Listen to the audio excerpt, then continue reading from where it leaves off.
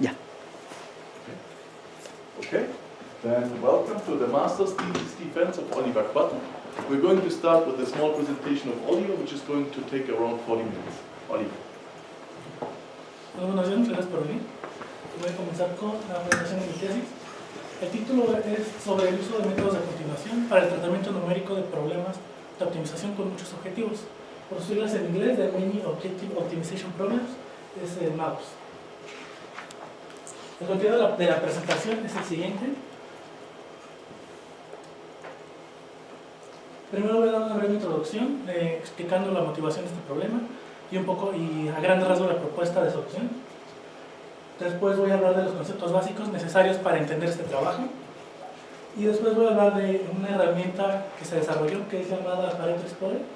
Y dentro del marco del Pareto Explorer, en este trabajo nos centramos en la fase de búsqueda dirigida, y hay 5 formas de hacer esto: la dirección en el espacio objetivo, la dirección en el espacio de las variables de decisión, la dirección en el espacio de pesos, un movimiento que se denomina de cambio mínimo en el espacio objetivo, y con esto al final se puede hacer resolver el problema de punto de referencia dinámico que vamos a introducir también.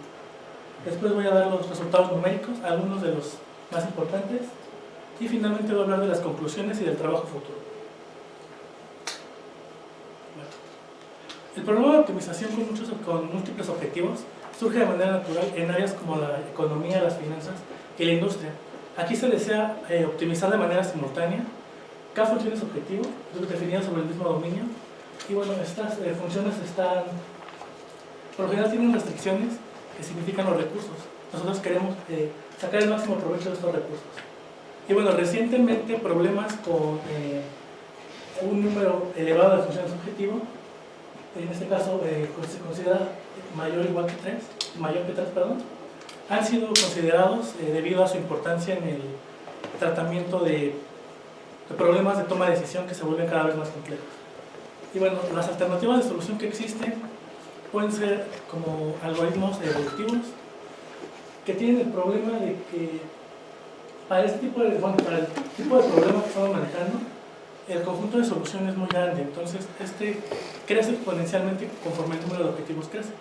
Entonces no es una buena idea tratar de calcular todo el conjunto completo de solución. Por otro lado, las técnicas matemáticas únicamente producen una solución en cada ejecución, lo cual es costoso, y para el proceso de toma de decisiones una solución no es suficiente.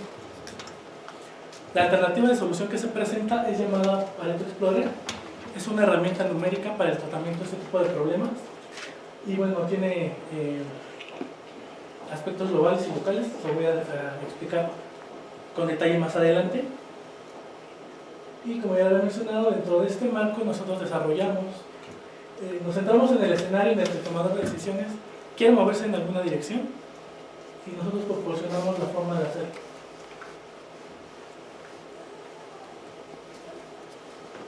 Un programa de optimización multiobjetivo se define de esta manera. Queremos minimizar un vector, que este vector está formado por funciones definidas sobre el mismo dominio. Tenemos K funciones de ellas y están sujetas a ciertas restricciones. Las restricciones de desigualdad son denotadas por la letra G, tenemos M, y las restricciones de igualdad son denotadas por la letra H, tenemos P de ellas. Un punto que satisfaga las restricciones es llamado un punto factible, y el conjunto de todos estos puntos es la región factible del problema. ¿Cuál es la diferencia entre este tipo de problemas y uno de optimización escalar? Bueno, en un problema de optimización escalar siempre es posible decir si un punto es mejor que otro con base en el valor de su función objetivo. Comparando este valor se puede decir si uno es mayor o menor que otro o igual. Esto porque en R hay un orden total. En RK, en este caso, que es el espacio que estamos trabajando, no hay un orden total. Entonces necesitamos primero una forma de comparar vectores para saber cuál es mejor que otro, y con base en eso obtener los mejores. Para eso se utiliza lo que es la dominancia de Pareto.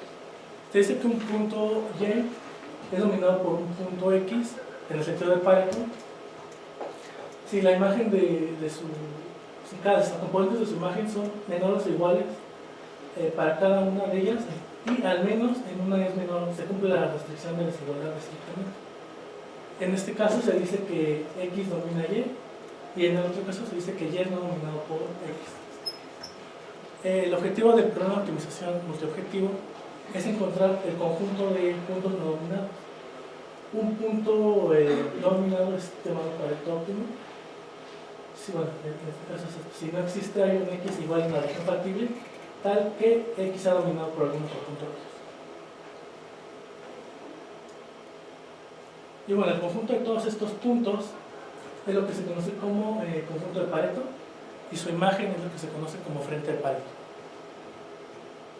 Y bueno, algo importante para este trabajo que hay que resaltar es que nosotros consideramos que el frente de Pareto por lo general forma un objeto de dimensión K-1, donde K es el número de funciones objetivas. Bueno, algo también importante para este trabajo son las condiciones de optimalidad. Entonces, si asumimos que un punto es óptimo, entonces satisface lo siguiente. Tenemos multiplicadores de Lagrange, alfa para las funciones objetivo, lambda para las restricciones de igualdad, gamma para las restricciones de desigualdad, y tal que lo siguiente se cumpla. Tenemos esta ecuación de aquí y nuestras condiciones. Notamos que, por ejemplo, si no tuviéramos restricciones de igualdad, pues esta parte de acá pues no es necesaria. Y bueno, esto tampoco. Aquí claramente se tiene que ser, bueno, si tenemos un problema con todo, se tiene que satisfacer la de igualdad, la de desigualdad. Queremos que el vector alfa sea todas sus entradas mayores que 0, mayores o iguales que 0. Eso es 1 a 0. Pero como les decía, si no tenemos restricciones de igualdad, pues este término se omite, este también. Y si no tenemos desigualdad, esto también se omite. Entonces, dependiendo de las características del problema, nuestras condiciones de optimalidad también importan. Hablar un poco de los métodos de continuación. La idea de los métodos de continuación es hacer un movimiento que permita seguir una región de interés. De entrada, nosotros necesitamos tener un punto dentro de esa región. Para explicarlo un poco mejor, considerar una curva. Consideramos que tenemos un punto en la curva y la idea es hacer un paso de predictor, que es tratar de movernos, en este caso, a lo largo de la curva. Una forma muy común de hacerlo es tomar la tangente de la curva en este punto y nos movemos en esa dirección. También necesitamos un tamaño de paso que nos diga qué tanto nos tenemos que mover. Por ejemplo, aquí nos movemos hasta este punto y lo que necesitamos después para regresar a la curva es un paso de corrector. Entonces, de esta manera lo que hacemos nosotros es ir siguiendo la curva. Entonces, esto aplicado a problemas de optimización multiobjetivo se dio en un trabajo de Hillermeyer. Aquí él considera la región que él considera de interés, bueno, considerando un problema sin restricciones para explicar un poco mejor. Él considera esta la región de interés, o es una curva como tal, un objeto que queremos seguir. Entonces, de aquí viene dado de las condiciones de optimalidad que les había mencionado. Como no tenemos de igualdad ni de desigualdad, pues nada más consideramos esto. Un punto importante de este trabajo es que se demuestra que el vector alfa es normal a una linealización del frente de Pareto en el punto. Este vector alfa asociado a este punto es normal a la superficie. Bueno. Después se desarrolló el método Pareto Tracer. La idea de este método es separar el espacio de las variables de decisión y el espacio de pesos, que es asociado a este vector alfa. ¿Por qué se hace eso? Para reducir la no linealidad del problema. Esto trae consigo una reducción del tiempo computacional. Y bueno, si el conjunto de Pareto es una superficie lineal, entonces incluso ni siquiera es necesario un paso de corrector. Igual, considerando casos sin restricciones, como les explicaba, una buena idea es tomar la derivada. Se toma la derivada de esta función, es dada por esta expresión. Y bueno, esta segunda ecuación de aquí, se tiene que si este vector de pesos mío, su suma es 0, entonces hay una relación entre el espacio de las variables objetivo y el espacio de las funciones objetivo y el espacio de las variables de decisión. Está dada por esta ecuación. Bueno, donde esta W es una suma de las hessianas del problema y este es el Jacobiano en el punto A. Entonces, con esta relación podemos encontrar un predictor y un corrector de la siguiente manera. Si el rango de Jacobiano es K-1, podemos calcular los vectores tangentes. En este caso este es nuestro punto. Y como les había dicho, el vector alfa es normal. ¿Cómo lo calculamos? Con una factorización QR. La factorización QR nos da una base normal de esto. Entonces el primer vector sería la normalización de este. Y pues los vectores que restan de la matriz nos darían una base de la linealización del frente de Pareto en este punto. Y lo que tengo aquí, nosotros denotamos esa matriz, bueno, la matriz formada por las K-1 últimas columnas de la factorización QR del vector alfa con Q2. Y ya que tenemos esto, podemos encontrar un movimiento, o bueno, utilizar la relación anterior para seguir el movimiento que nosotros deseamos en el espacio nosotros nos queremos mover en el espacio de las funciones objetivas. Encontramos el movimiento correspondiente en el espacio de las variables de decisión con la ecuación anterior, y un tamaño de paso que se sugiere que trata que si queremos que entre dos funciones consecutivas tengamos una distancia aproximada de tau, se sugiere en el trabajo igual de Gilles-Meyer, es este tamaño de paso, bien dado por esta ecuación. Entonces podemos calcular el predictor con la dirección obtenida, con el tamaño del paso y empezando del punto donde sí que estábamos. Y bueno, el corrector en este caso está dado por el método de Newton para problemas de optimización multiobjetivo. Y ahora voy a hablar de lo que es el Pareto Explorer. La diferencia entre un problema de optimización multiobjetivo y un problema de optimización con muchos objetivos es que el segundo está definido para K mayor que 3. Entonces tenemos más funciones objetivas. Como les había comentado antes, no es recomendable tratar de aproximar todo el conjunto de solución porque es muy grande. Pensamos que una buena aproximación del conjunto del frente de Pareto necesitaría tener puntos bien distribuidos en toda la superficie. Si queremos, por ejemplo, m puntos por cada dimensión, tendríamos que calcular m a la k-1 puntos de la superficie, lo cual es grande, crece exponencialmente con respecto a tal. Y bueno, también para el proceso de toma de decisiones, si le damos muchos puntos a un tomador de decisiones, pues no es recomendable. La otra alternativa sería usar una técnica de matemática, pero esa solo produce una solución. Y eso tampoco es suficiente para el tomador de decisiones, necesitamos más. ¿Qué es lo que se propone? Se propone una herramienta de exploración global y local llamada Pareto Explorer. Y es para el tratamiento de este tipo de problemas con muchos objetivos y se divide en dos fases. Una fase es local y otra fase es local. La primera fase, que es la fase local, se centra en cómo obtener una solución óptima global de un problema de muchos objetivos que se da. Una idea es utilizar algún método de solución global, como por ejemplo un algoritmo evolutivo. La segunda fase, ya que tenemos una solución óptima global, la segunda fase es explorar las soluciones óptimas locales alrededor de esa solución. Hay dos alternativas. La primera de ellas se denomina exploración completa, y la idea es tomar un punto, ya sea en el conjunto del frente de Pareto, y definir puntos bien distribuidos alrededor de ese punto y tratar de encontrar los movimientos que nos lleven a esos puntos. Y en lo que se centra este trabajo es la segunda alternativa, que es dar una dirección en cualquiera de los dos espacios, de las funciones objetivo o de las variables de decisión, seguir esa dirección tanto como sea posible. Nosotros asumimos que el tomador de decisiones nos da la dirección que quiere seguir y nosotros encontramos el movimiento adecuado para hacerlo. El proceso puede continuar hasta que el tomador de decisiones esté satisfecho, o bien hasta que ya no se pueda hacer un movimiento adecuado, y eso lo definimos con algunos criterios de paro que también voy a explicar más adelante. Son 5 los movimientos que se hacen, les voy a explicar a continuación.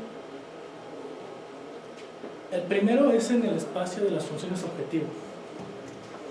Nosotros tenemos una dirección que debe estar en RK. Esta dirección igualada al tomador de decisiones, él dice hacia dónde se quiere mover. Y la idea es la siguiente: tenemos ya una solución óptima Si el tomador de decisiones se quiere mover, por ejemplo, en esta dirección, nosotros lo que hacemos es tomar la proyección ortogonal de esta dirección sobre la alineación del frente de Pareto, que como lo había mencionado antes, está dado, bueno, una base se da con esta matriz Q2. Entonces con esto tenemos una dirección más adecuada, que es la más cercana a esta, la que realmente se quiere mover. Y ahora, para encontrar el vector de pesos mu y poder aplicar la ecuación del método de Pareto Tracer que relaciona ambos espacios, encontramos ahora el vector mu más cercano a esta dirección con esta ecuación. Y bueno, esa es la idea. Y el corrector igual viene dado por el método de Newton, multiobjetivo. ¿Cuáles son las condiciones de paro? ¿Qué es lo que puede pasar? Si la proyección ortogonal de la dirección la que nos queremos mover es igual al vector 0, entonces no hay un buen movimiento. Por ejemplo, aquí, esta es la dirección que queremos seguir. Si vemos, la proyección estaría como esta, la dirección estaría aquí, la proyección estaría acá, y podemos continuar con el movimiento hasta llegar aquí, donde aquí también grafico el vector alfa. En este caso es colineal con la dirección que se da. Entonces la proyección ortogonal pues es 0 y ya no hay forma de seguir movimiento. En este caso el método se detiene. La segunda condición de paro es detectar. Nosotros lo que hacemos es seguir una trayectoria. Entonces, si detectamos que estamos regresando en la misma trayectoria, también nos detenemos. ¿Cómo hacemos esto? Tomamos el signo del jacobiano por la dirección a la que nos queremos mover, nos da como un cambio relativo para cada función. Entonces, si detectamos que los signos son opuestos, quiere decir que estamos regresando en el mismo camino que estamos. Aquí muestro un ejemplo donde la meta es reducir la función f2. Empezamos aquí en este punto. Aquí vemos cómo nos vamos moviendo hasta alcanzar el mínimo de f2. Aquí la proyección, bueno, aquí ya no importa realmente lo que pase con f1 y f3, pero bueno, la proyección empieza a bajarlo y en este punto, pues como que la proyección no trata de regresar, entonces por eso nos detenemos. ¿Qué pasa si quisiéramos llegar a la esquina? Bueno, lo que se puede hacer es, en este caso, querer minimizar tanto f2 como f3, entonces vemos que el movimiento también cambia.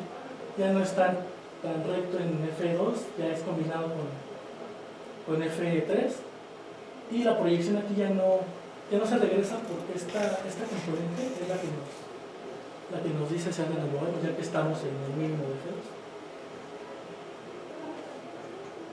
Y la condición de paro 3 se aplica para problemas sin restricciones. Para problemas sin restricciones podemos usar el vector alfa para decir si estamos en la esquina del frente de Pareto. Y bueno, si la norma infinita de este vector es igual a 1, entonces quiere decir que estamos en una esquina, que ya no se puede minimizar más esa función. Tenemos un ejemplo, empezamos en este punto, nos queremos mover en la dirección de -1, que reducirá más funciones, es algo así.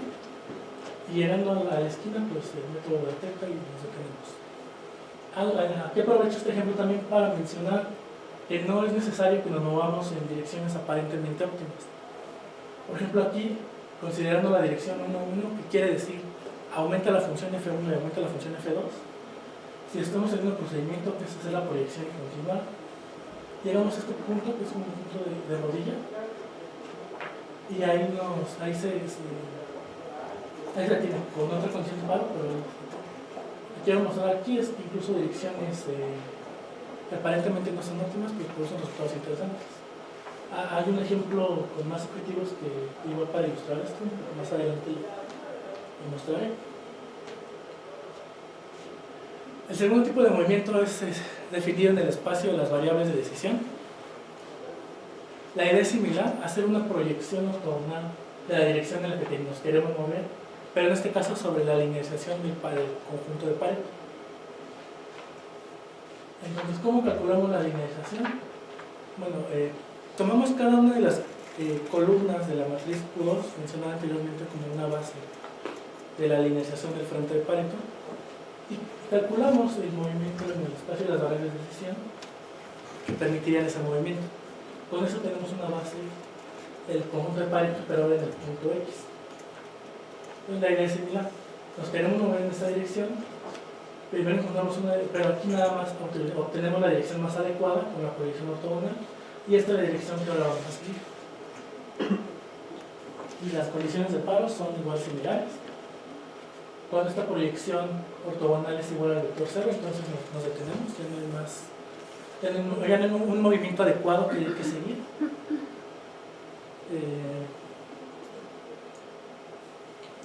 Aquí también detectamos si en algún momento regresamos en la trayectoria, pero aquí lo hacemos monitoreando el signo de las variables X. Igual aquí hay un ejemplo donde nos empezamos a mover aquí, y bueno, si vemos aquí la proyección estaría acomodada aquí y sería un punto intermedio entre estos dos que tenemos. Entonces estaríamos oscilando en ese punto y por eso nos detenemos ahí. Y bueno, aquí no tenemos una forma con el vector alfa o con alguna otra forma de decir que estamos en la esquina o en el borde del conjunto de Pareto. Lo que hacemos es, si dos soluciones consecutivas están muy cerca, entonces consideramos que igual ya estamos en la frontera. Aquí tengo un ejemplo, este es el conjunto de Pareto, el frente de Pareto. Empezamos en este punto de aquí y nos empezamos a mover. La idea es reducir X1. Empezamos a movernos y llegando aquí, aunque se hace un paso de predictor, este paso quedaría fuera de la región óptima y el corrector lo regresaría, pero lo regresaría muy cerca del último punto, entonces por eso se considera que estamos en la frontera y nos detenemos. Aquí hay una cuestión, no necesariamente, aquí no incide que la frontera del frente de Pareto se vuelva del conjunto, tampoco eso no necesariamente ocurre. También utilizamos el vector de empresas mu como un criterio para movernos. Este vector se puede interpretar como un vector que busca un equilibrio entre lo que queremos y lo que debemos sacrificar para obtenerlo. Por ejemplo, para un problema de tres funciones objetivos, si yo quiero reducir en 2 unidades la función f1, tendré que poner menos 2 en esa dirección. Y tienen que ser suma 0, entonces las otras dos puedo decir una unidad para cada una, que son las que sacrifico. Entonces, aquí lo que se dice es que, bueno, se interpreta que un valor negativo significa una reducción en la función objetivo, un valor positivo se refiere a incrementarla y un valor de 0 es indiferencia, que no nos importa realmente lo que pasa en esa función. Es importante que la suma de este vector sea 0 para poder hacer el movimiento antes descrito. Y bueno, teniendo un vector mu ya no es necesario hacer proyecciones ni nada porque ya se tiene la relación directa para el movimiento que se quiera hacer. Aquí muestro un ejemplo.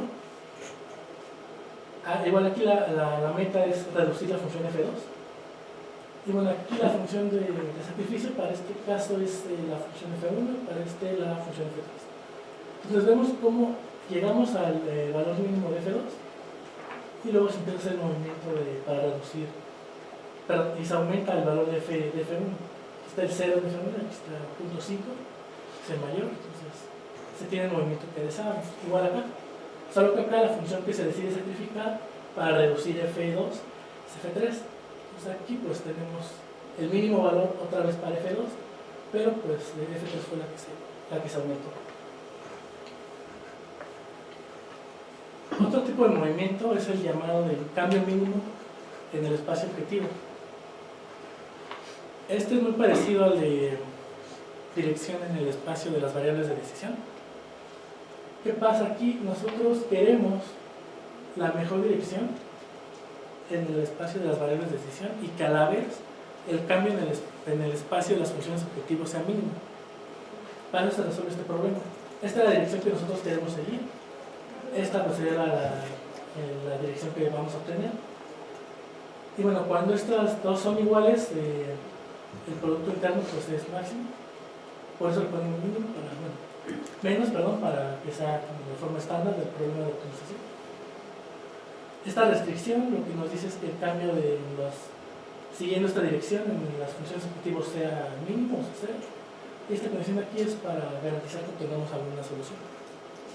Aquí hay un ejemplo igual, este es el conjunto de Pareto. La línea negra es el movimiento antes descrito y la roja es de cambio mínimo. Vemos que esta es más larga y aquí está la explicación, este es el frente de Pareto. bueno, solo estoy graficando la trayectoria que se sigue, para que sea un poco más claro. Aquí vemos que empieza el movimiento, es muy similar, incluso no es el mismo, pero aquí el cambio ya es muy, ya empieza a ser, aquí hay como un cambio grande en el valor de las funciones. Entonces aquí ya no se obtiene una buena dirección y entonces se detiene el movimiento.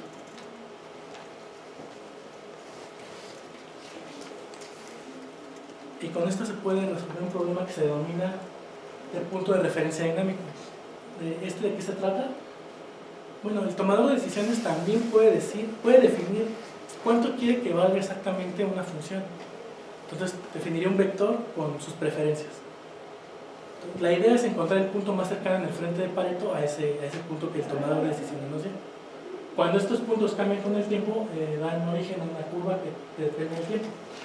El problema del punto de referencia dinámico es resolver este problema para una discretización de esa curva.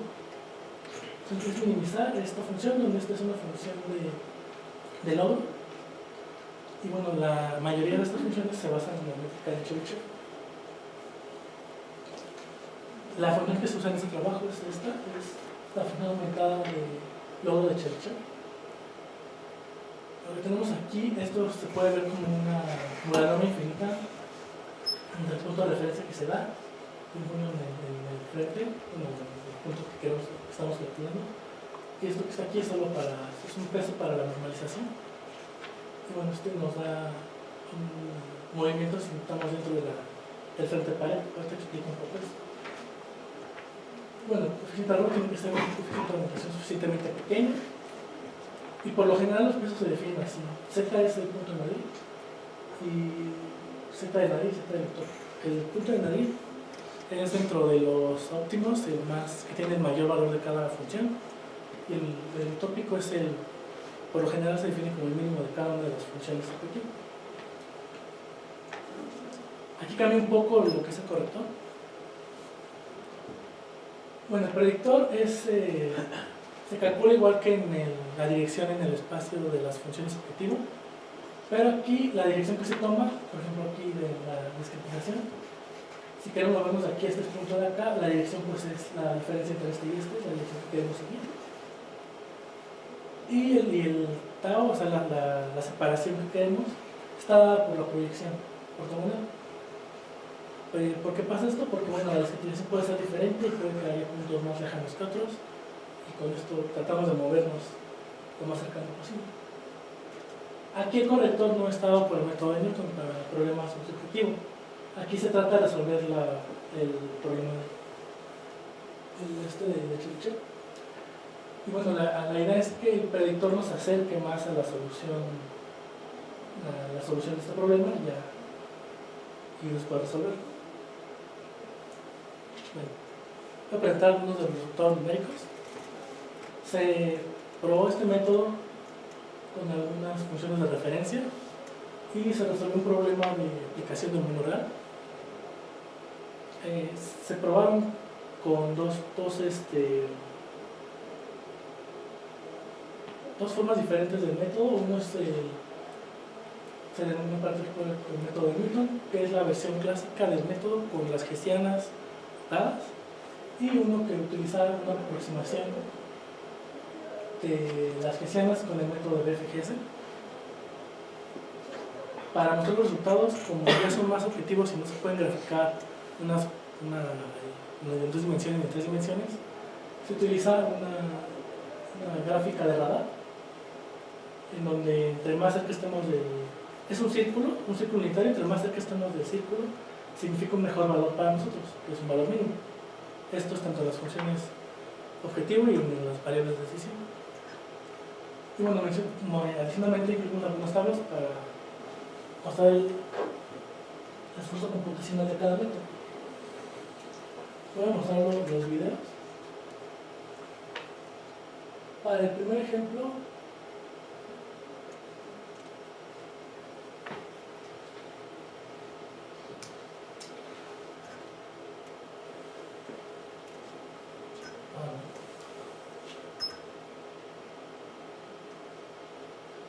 se puede ver, bueno, para el principio es la configuración inicial, que es esta de aquí.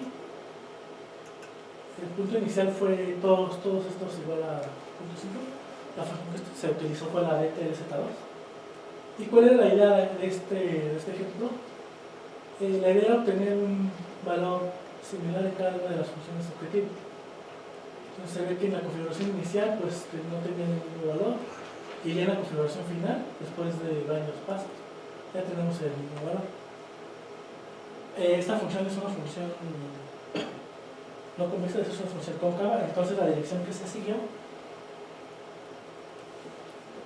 pues fue que todas las componentes igual a 1, que como les digo, pareciera no ser una dirección óptima, pero produce este tipo de resultados para problemas cóncavos. Aquí está el tamaño del paso y esta es la comparación entre las dos formas diferentes de usar el método. Se obtienen un número igual de soluciones, las funciones de evaluación también son parecidas, la frecuencia igual de las que se llaman, pero estas no las necesita porque se aproximan de FGS. Otro ejemplo, aquí voy a mostrar el de punto de referencia dinámico. Voy a mostrar el video.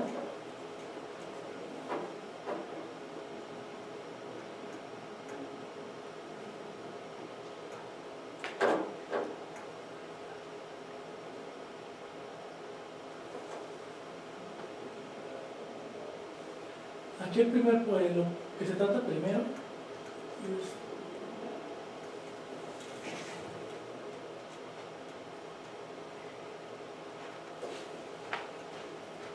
empezamos, el punto de referencia el primero que se dio fue tratar de que todas estas igual fue el punto más cercano, igual tiene las componentes, todas las funciones parecidas, y después de ahí se definió una línea recta para uniendo el mínimo, por ejemplo, un valor no tan bueno, y este mínimo, igual era como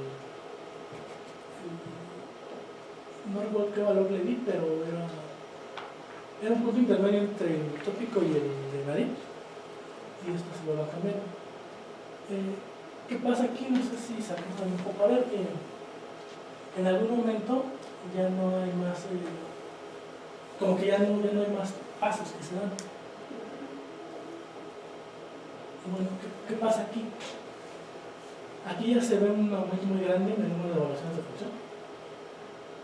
Bueno, aquí en este programa no se necesitan condiciones de paro porque obtenemos, para cada punto en la discretización se tiene que obtener la solución.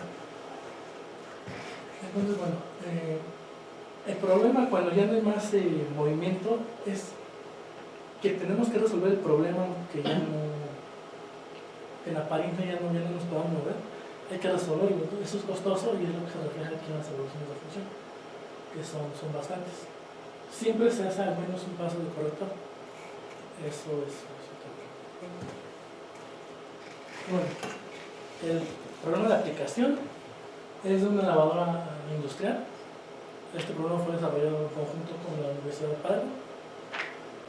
Y bueno, para este problema lo importante era obtener el mayor grado de limpieza para diferentes tipos de contaminantes, y el proceso está influenciado, entre otros, pero en el modelo se considera la temperatura, la cantidad de detergente, el tiempo y la velocidad de rotación.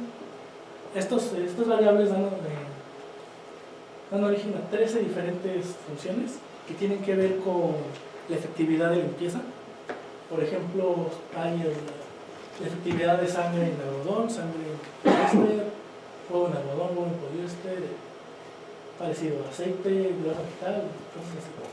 Esas son 13 funciones relacionadas con el grado de limpieza, y la última función es la función de costo.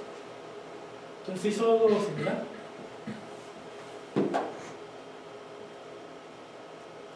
Y lo voy a mostrar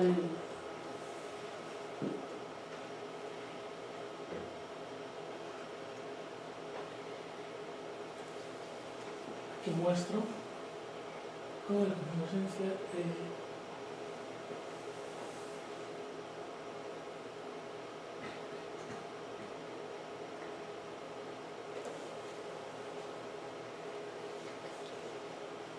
es importante, ¿no? Reducir el costo. Entonces es lo que se trató de hacer aquí. La función de costo es la que se reduce, y bueno, obviamente la efectividad para la mayoría de las funciones pues, se reduce.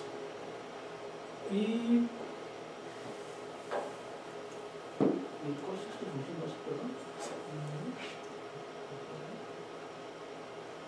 Tiene un video, pues ahorita lo puedo mostrar, respecto a la reducción del tiempo. La reducción del tiempo, lo que se notó es que aunque se reducía el tiempo de lavado, el cambio en las variables de las funciones objetivos no era mucho, y eso fue lo que también dio origen al movimiento de cambio mínimo en el espacio de funciones objetivo. Bueno, hablaré sobre las conclusiones de este trabajo. Primero, que se desarrolló en el marco del Pareto Explorer 5 formas diferentes de movimiento a lo largo de las superficies de Pareto. Se proporcionaron igual condiciones de paro que fueron adecuadas para cada tipo de movimiento. Aunque aquí mostré pocos resultados, en la tesis se ve que en general no se necesitan muchas evaluaciones de función para obtener la trayectoria que se desea, exceptuando, claro, el caso del punto de referencia dinámico, pero esto se debe al paso del corrector. También se ve, ya bueno, con más ejemplos, que también el desempeño entre las dos versiones presentadas es muy parecido. Se resolvió de forma exitosa un problema de aplicación del mundo real. Y bueno, con todo esto podemos concluir que el método de continuación propuesto puede de forma eficiente obtener una trayectoria siguiendo la dirección deseada. Como trabajo futuro, ¿qué es lo que se tiene que hacer? El método por el momento solo trabaja con ecuaciones de igualdad o de tipo caja, y bueno, se desea, hay que incluir el caso de restricciones generales de desigualdad. Las condiciones de paro que se trabajaron aquí fueron hechas de forma un poco empírica, bueno, se probaron experimentalmente, pero se necesita una prueba matemática que nos garantice que funcione bien para todos los casos. Retomando el punto del problema de referencia de punto dinámico, aquí el problema es que bueno, necesitaremos una forma más eficiente de resolver este problema para reducir también las evaluaciones de función necesitadas por el corrector. Extender este método con diferentes condiciones de usabilidad, porque ahorita se necesita que el problema sea al menos 2 veces diferenciable por lo que se usa Hessianes, pero pues podríamos extenderlo a problemas continuos no diferenciables o problemas enteros, y bueno, sería el uso de estrategias evolutivas sería recomendable. También queremos implementar nuevas técnicas de visualización, porque la gráfica de radar, bueno, nos ayuda un poco a ver a grandes rasgos lo que pasa, pero se pierde un poco la magnitud de cada función. Como se tiene que normalizar al círculo unitario, pues se pierde bastante el valor relativo de cada función. Entonces, y bueno, se quiere incluir todo esto en una interfaz gráfica de usuario para que la interacción sea más amigable y él pueda decir fácilmente me quiero mover en tal dirección y uno se pueda mover en esa dirección. Sea más fácil el manejo para un usuario cualquiera. Y de mi parte sería todo. Okay, thanks a lot.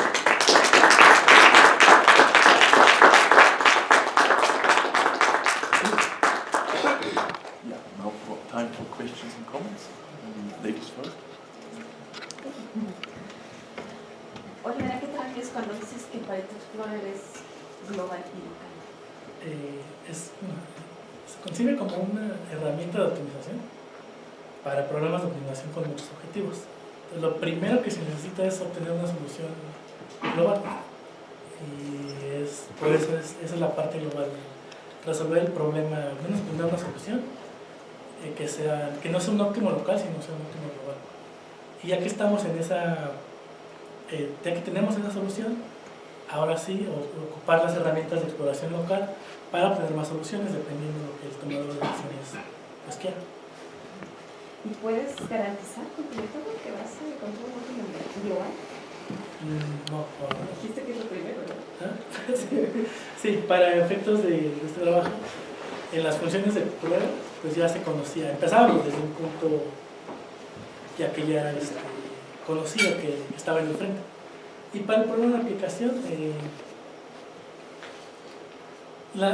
bueno, no se nos permitió como dar muchos detalles sobre las funciones, entonces porque no pueden explicar, pero sí era como fácil saber que sí estábamos realmente en el frente.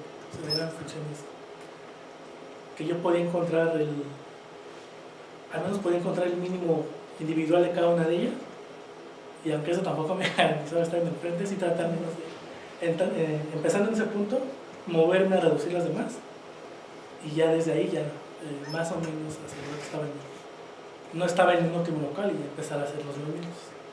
Pero sí, o sea, de momento no hay forma de garantizar. Pero tu método entonces es un método local.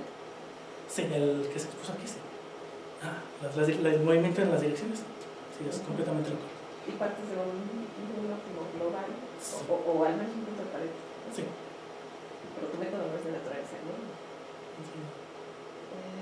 ¿Cómo sabes con Pareto Explorer que no estás produciendo un punto que es dominante? No hay... Bueno, ¿lo sabes o no lo sabes? No, es que no hay como... ¿No se puede saber? ¿Perdón? ¿No se puede saber si produces un punto dominante? Dominado sí, perdón. Lo entendí diferente. Así que era último local. Sí, Sí, ¿cómo sabes con Pareto Explorer si estás produciendo un punto dominante o que no estás produciendo un punto dominante? Bueno, el predictor sí puede caer fuera de... Si el conjunto es no lineal, el predictor nos lleva un punto fuera de punto no óptimo, pero el corrector es el que se encarga de volverlo a hacer óptimo. Y con el método de Newton sí garantiza eso. Y para el problema con el punto de referencia, también usando la función de Chebyshev, también se puede garantizar que tenemos una solución nominal. ¿El método de Newton te garantiza que el punto es no dominado? Bueno, a menos que satisface las condiciones de optimalidad locales. Ajá.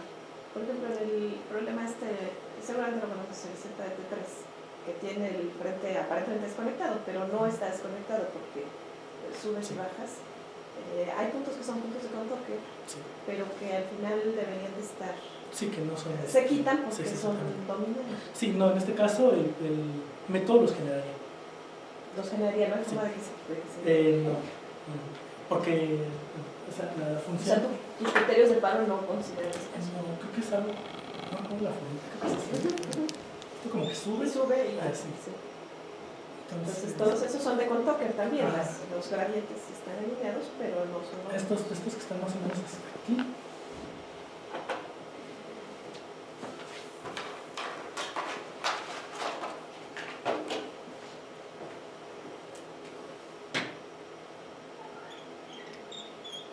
Estos rojos serían Pero está conectado, son todos de hecho. entonces, Sí, está bien.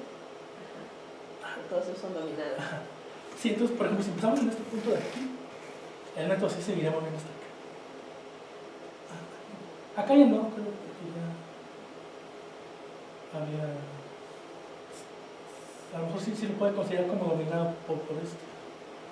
Pero si en un principio, si empieza en este punto, sí va a obtener todos estos. Pero tiene una memoria o algo para detectar que sí lo que generó está dominado por lo que ya tienes. No se tienen... Porque dices que ese de la punta a lo mejor sí lo detecta. No.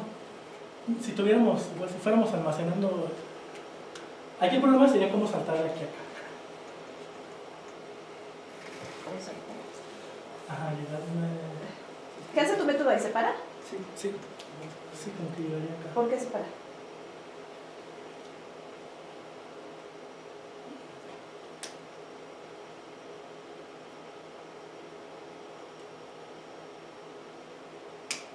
¿Tendría que ver el alfa o algo así?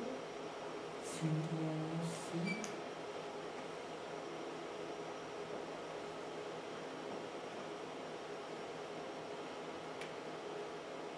Este punto, de hecho...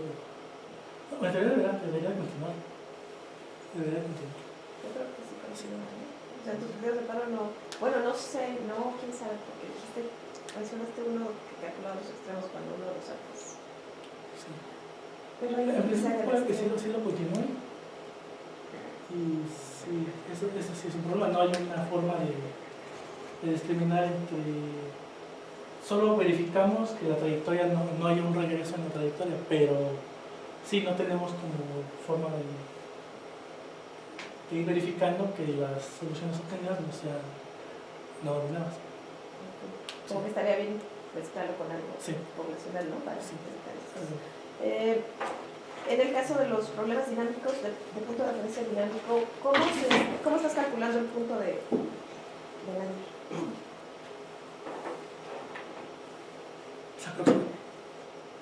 Se aproxima por punto de Nadir, luego es incluso más complicado de calcular que el utópico, porque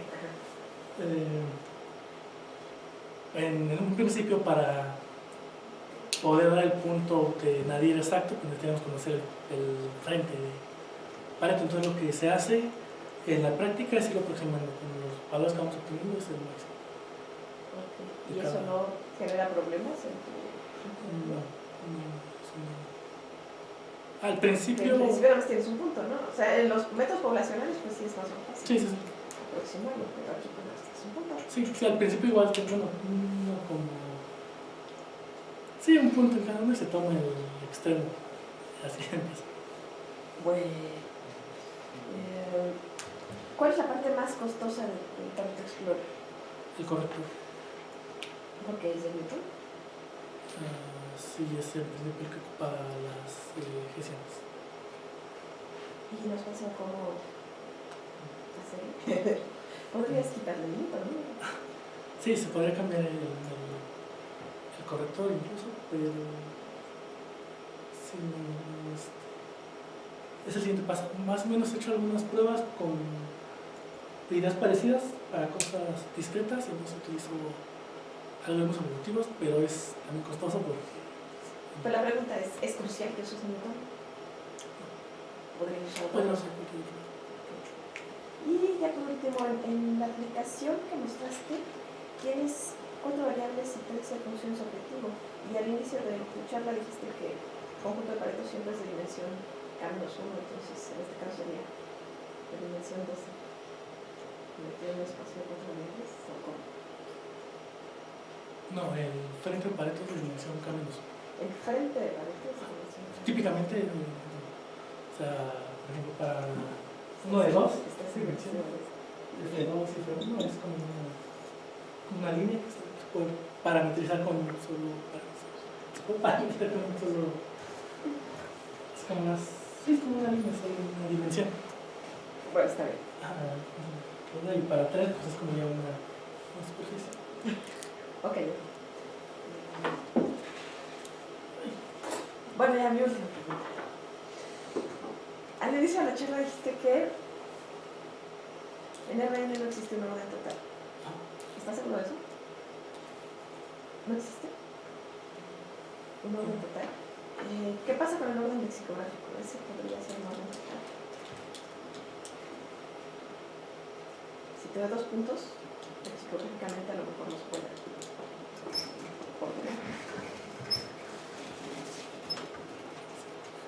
¿Por qué no usas el orden lexicográfico? Bueno, por lo menos se utiliza la dominancia. Pero se podría usar también. ¿Qué pero revisa el lexicográfico? No. Pues que el lexicográfico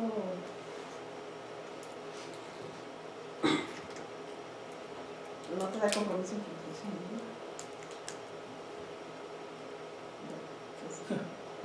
Ok, es una sutileza. Muy bien, Oliver. Felicidades. Muy buen trabajo. Gracias. Thank you.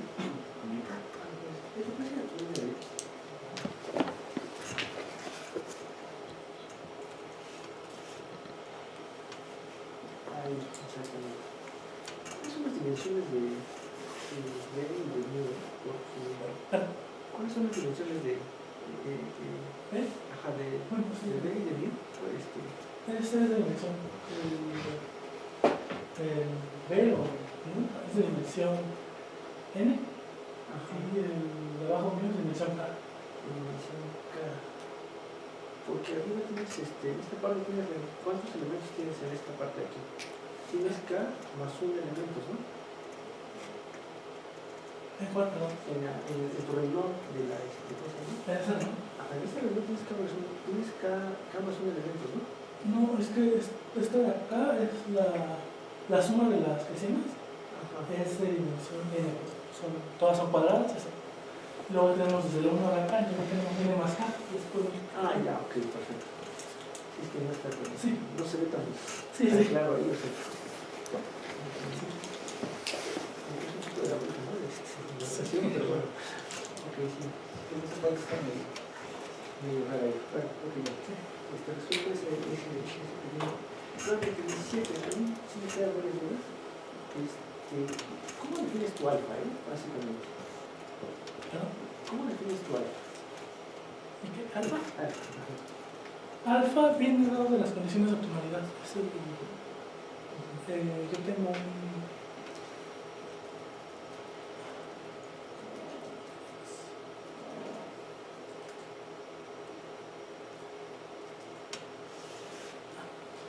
Para problemas en restricciones, yo nada más tendría...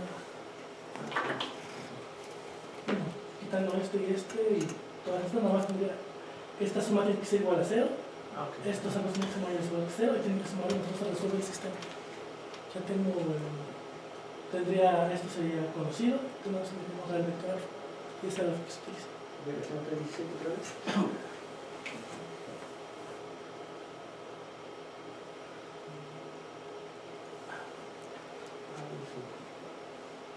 Entonces estás sumando todos los elementos que te dan, ¿no? Y ya con eso dices que ya, ya para. Perfecto. Si estamos utilizando los elementos en Q, pero más adelante, por favor. Es ¿por Q transpuesta? Ya. Esta parte de aquí, también aquí estamos metiendo. ¿Cuáles son los cosas? Tus Qs básicamente están viviendo en Rn por RK por RK, ¿verdad? Los Qs. Ajá, los Qs, ajá. Son de... Bueno, sí, pero solo tengo K menos uno de ellos. ¿K menos uno de ellos?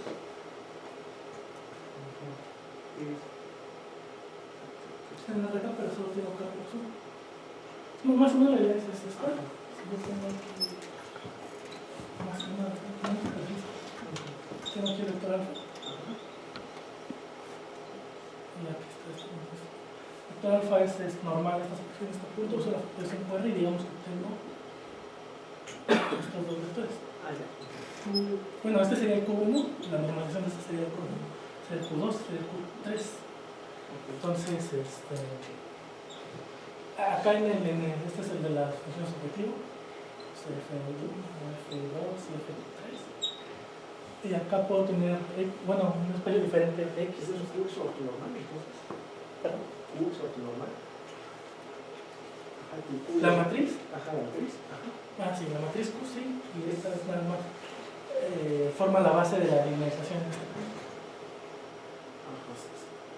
Y ya cuando obtengo de la ecuación anterior que me mostró, bueno, que me dijo cómo se aplicaba, puedo obtener un movimiento, digamos, para uno asociado no sé, este es el de la radiación, este es el espacio X. Entonces, para este Q2 obtengo vamos a llamarle el número 2, para acá, a lo mejor es el número 3. Entonces, por ejemplo, pensando que estoy en este plano, si me quiero mover en esta dirección, ya más calculo si me quiero mover así, calculo la proyección que caería aquí mismo y después.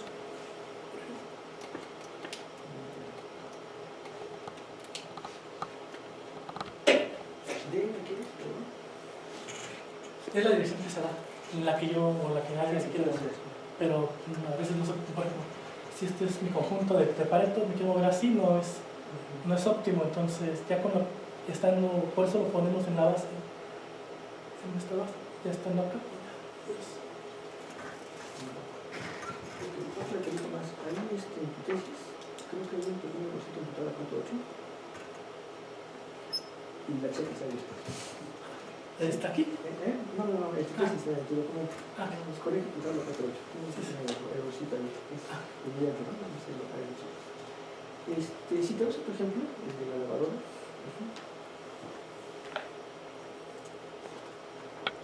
Sus 12 funciones, o 14, ¿no? 14 funciones, ¿no? Básicamente. Sí.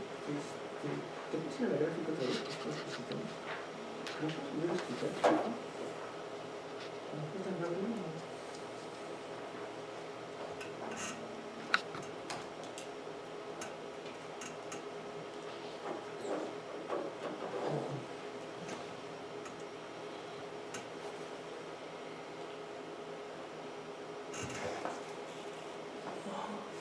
Ok, está. ¿Qué está pasando? Estos 14 funciones, ¿no? Que son las de que estás diciendo ahí, ¿no? Que son lavado en diferentes elementos. sí, las de limpieza. Ajá. Y después estás metiendo tus funciones que van de 0 a 1, ¿verdad? Básicamente. Sí, se normaliza. Ajá, se normaliza. Ok, ¿qué estás buscando ahí? ¿Qué es lo que tú quieres? Es reducir la función de costo, que es la 14. Ah, la 14. 14 es la función de costo. Aquí se ve que empieza con un costo. No. Aquí es un poco raro, pero se considera que en el centro son peores las soluciones, entonces aquí valen más. Ah, ok. Ajá. Entonces, acercarnos al círculo significa tener el mejor valor de la función, que en este caso es reducirlo. Ah, ok. Ajá. Entonces empezamos aquí con un valor malo y vamos viendo que se va haciendo cada vez mejor.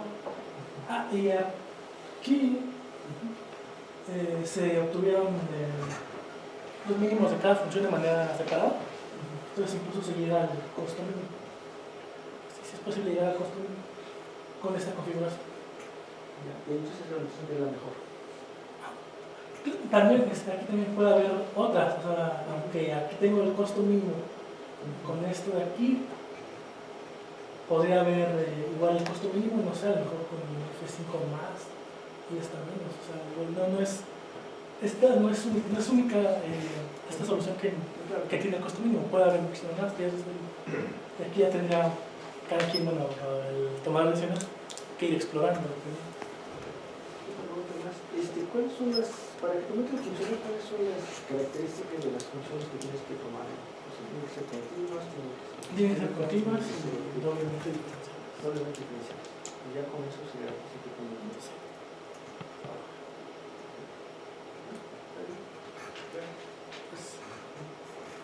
Okay. Yeah, I have some questions. I think some questions were kind of unanswered. The first one, you showed the Pareto front, which had disconnected Pareto objective space, a curve. Can you plot this again?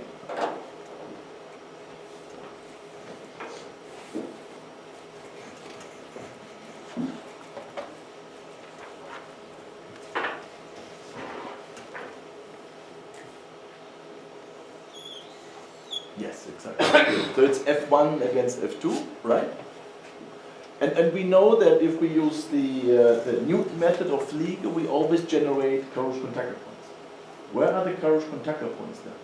Which of these solutions are Karush-Kontaka solutions?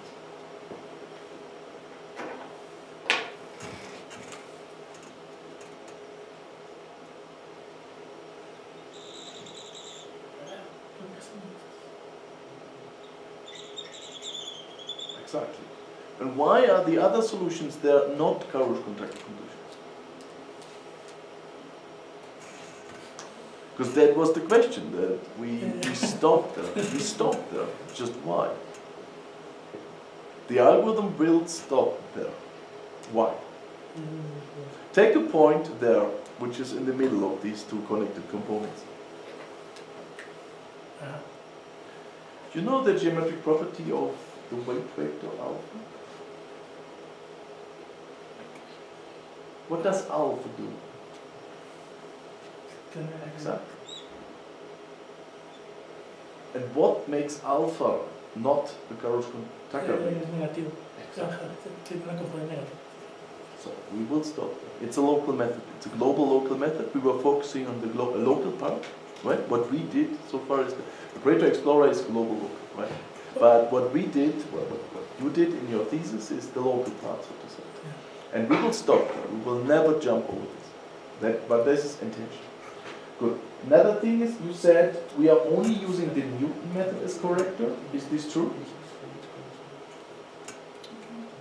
As corrector, we only use Newton, you said?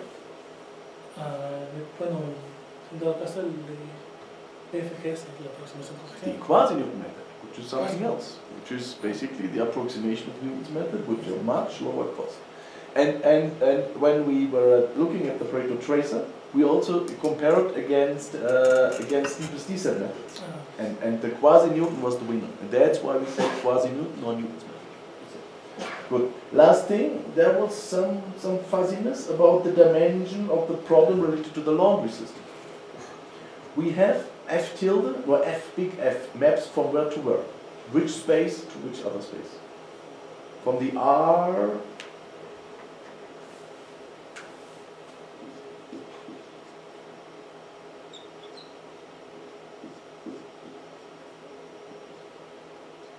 Exactly. So you said typically the Pareto front is of dimension k minus 1, which is 13. But in this case, the Pareto front can be maximal of which dimension?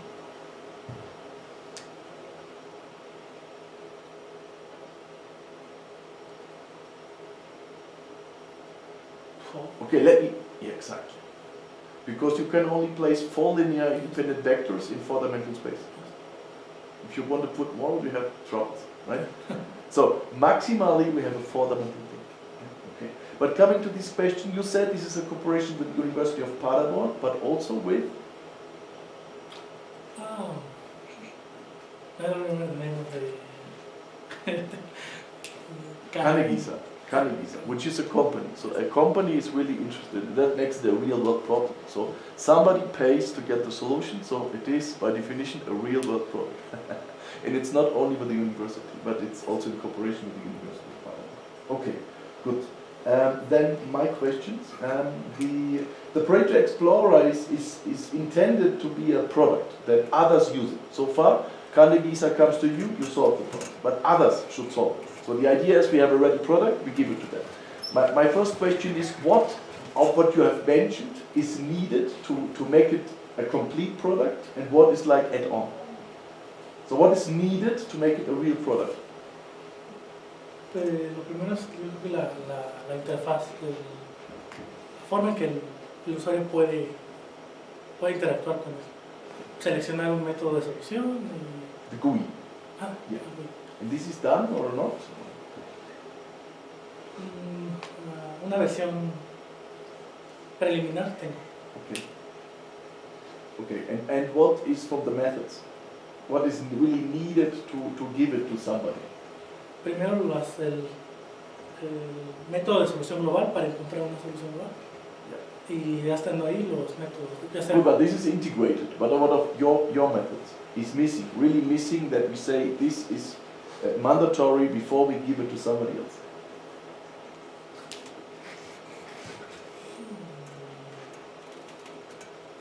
The Pareto tracer can handle everything. Las restricciones de desigualdad.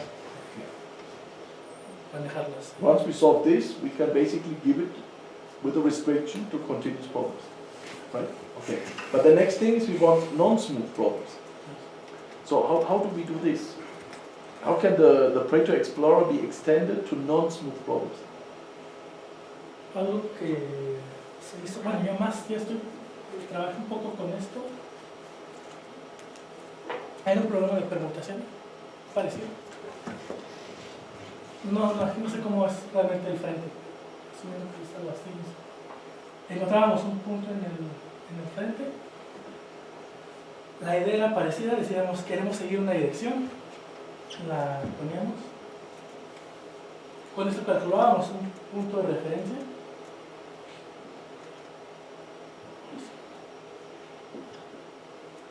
Esta era nuestra solución inicial.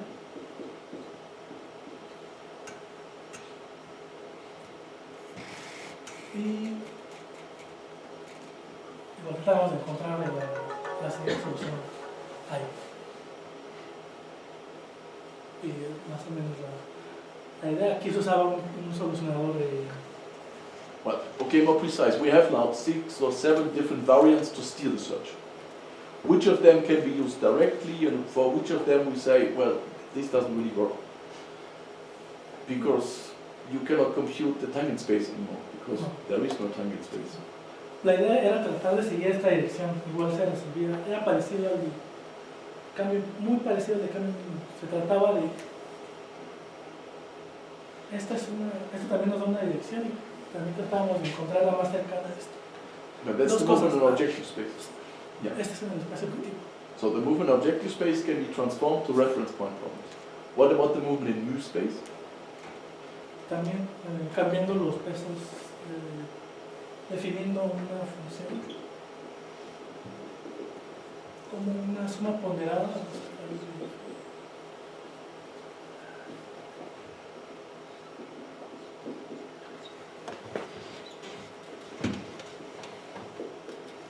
Algo así.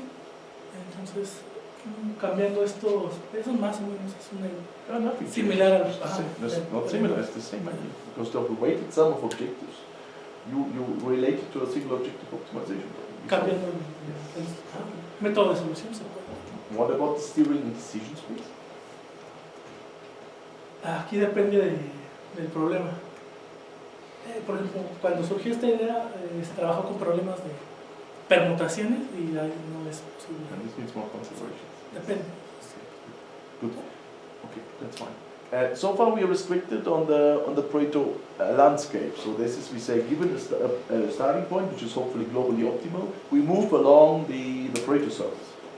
But in the future we can also think that Sorry. we can imagine that we allow non-optimal solutions. What changes then? You think you can use your continuation methods, or you will use something else? Because the decision maker may say that, well, I'm happy with this region of interest, but I can also accept a certain deterioration in objective space. But I'm interested to have different realizations in decision space. So what could we do then? ¿La decisión? No sé. Podría ser que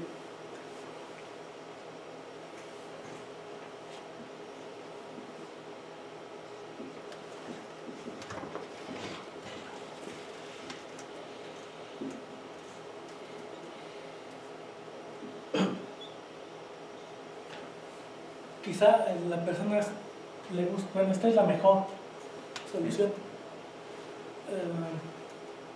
pero tiene un valor de X alto, a lo mejor no lo puede tener. Entonces, tal vez sería darle esta otra solución que tiene un menor valor de X. No es la óptima, pero es cercana a la óptima. Yes. Yeah, the continuation methods will help. No, yo creo que no. Locally, yes, but it's not a local sí. problem anymore. Sí. So we need more global heuristics. Okay, thank you. More questions? Comments? Okay. Yeah, then we are done, and we need